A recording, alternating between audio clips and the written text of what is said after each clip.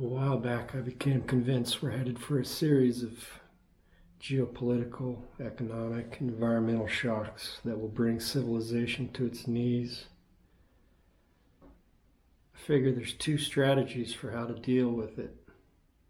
Make yourself indispensable in a peasant country, which is going to be largely self-sufficient anyway, or by homesteading, being a part of a small community that already has a tradition of mutual aid, gift exchange, and barter. Being in control of my own food, power, water, sewage, as the infrastructure crumbles and the 10,000-mile supply chains no longer function.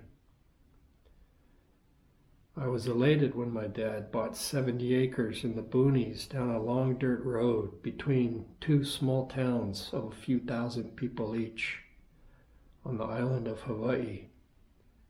And I set about fulfilling my dream of building an off-the-grid house with something between a large garden and a small farm. I had walked the land to find the best spot to build the house. I settled on a hill which had views of the ocean, Haleakala on Maui, Mauna Kea, and the Kohala Mountains. I borrowed a friend's truck to take the first load of supplies down to the land before my Subaru arrived from Oahu on the barge. Cooler, case of water, wheelbarrow, bunch of tools. I set up a canopy that I would put over my tent eventually, but on the first night I just slept right under the canopy top in my cot. Living the dream. I win. The second day I woke up with my cot in a puddle. Wrong place. Moved to the top of the hill where I would build the house for better drainage and hoisted my Lion of Judah flag. The land was zoned agricultural and a local rancher was running cattle on it. I thought about what kind of house to build. A modified shipping container, a yurt, straw bale. I pretty quickly settled on Cob, something with someone with no construction experience like me could build. In whimsical organic shapes, I decided on a circular shape quickly too. A 54-foot circumference, 17 feet diameter, all by instinct. For draining, the circumference was 2.5 feet wide and 3 feet deep.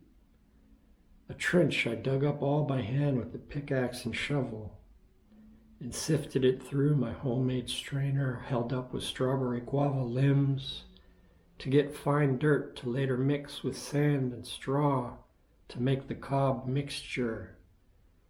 Drop in a small layer of 3 to 4 inch rock and a circle of 3-inch perforated PVC covered on top with newspaper. Fill in the rest of the trench with 4 to 5 inch rock up to a 2-foot height above ground level. That's 5 feet by 2.5 feet by 57 feet of rock. That's a lot of rock. It took me 2 months of pushing a wheelbarrow and eventually driving all over the 70 acres to gather rock. Getting the materials from the site.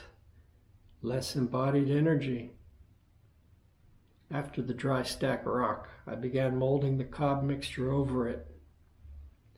Notice the water? The dirt road I lived on was called Mud Lane. The elevation was 2,200 feet.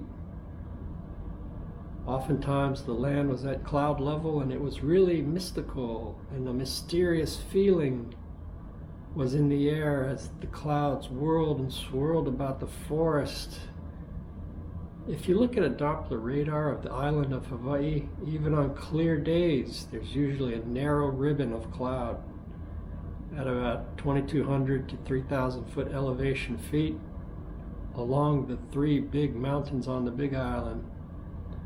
The Kohala Mountains, Mauna Kea, and Mauna Loa. A year of labor, and I didn't have the stamina to finish.